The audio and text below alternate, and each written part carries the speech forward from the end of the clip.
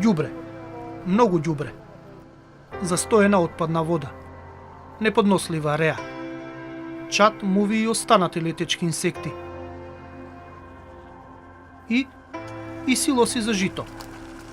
Силоси оддалечени 20 на метри воздушна линија од депонијата, наречена претоварна станица.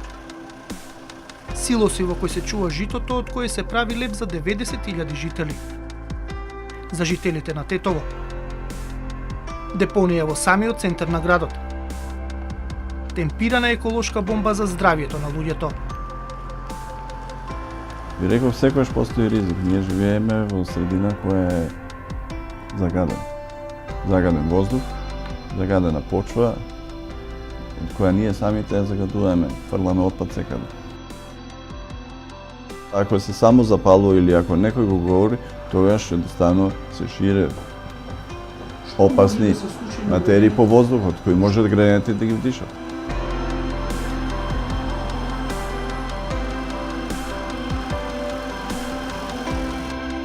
Граѓаните загрижени велат борбата за отстранување на депонијата трае со години. Бараат локалната самоуправа да си ја заврши својата законска обврска и да нема депонија во центарот на градот. Актуелната градоначалничка ги доби изборите тукму тука кај што стоиме ние денеска. Тукму тука беше каде што им кажа на новинарите дека ова е срамота за градот и дека ова срамота ќе се решава на брз и ефикасен начин. И тука сме и 3,5 години наназад, тука сме, значи, ово е брзиот и ефикасниот начин на работата, како што гледате и вие. Депонијата во Тетово се води како претоварна станица. Треба да се селектира отпадот во контролирани услови и да се префрли во рок од 24 часа во регионална депонија. Во Тетово тоа нема ништо. Нема собирање на отпадните води, нема заштита на почвата. Голем дел од отпадот останува во градот. Причината е што дневно само неколку камиони се носат во Скопската регионална депонија Дрисла, додека од полнот и до 6 часот наутро само неколку тури отпад се носат во гостиварската депонија Русино. Ваквото решение се должи на тоа што жителите кои гравитираат околу Русино често штрајкуваат и не дозволуваат носење на тетовскиот отпад. Ние не сме против ниту Тетово, ниту кметот, али треба да се работи нешто професионално. Оти ние, како граѓани, веќе сме оштетени со здравјето, исто така и со градинарските култури што го произведуваме. Значи, тука треба да се работи, да има една рециклажа, да се формира една екипа и да се направи една фабрика како што треба на европски стандарди. Тука ние бараме тоа што стварно заслужуваме да го живееме како луѓе, како народ е да добиваме чист воздух. Ставовите на општина Тетово и на општина Гостивар за овој проблем не ги дознавме. Иако ги баравме и упативме прашања до нив, не добивме одговор.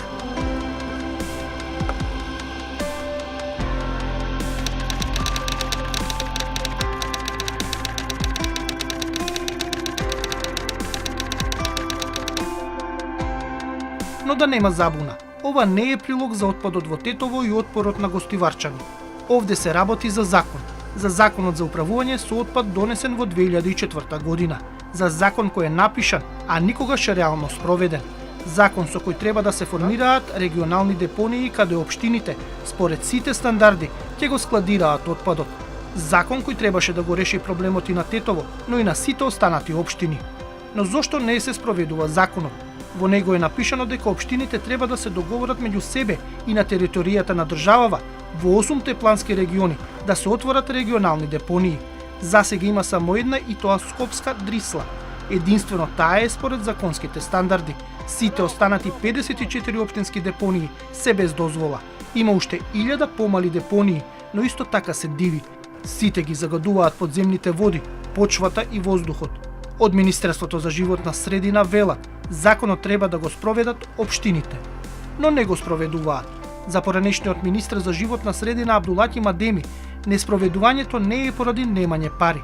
Се нема политичка волја кај раководството на општините. Сите сакаат реизбор, па не преземаат непопуларни мерки.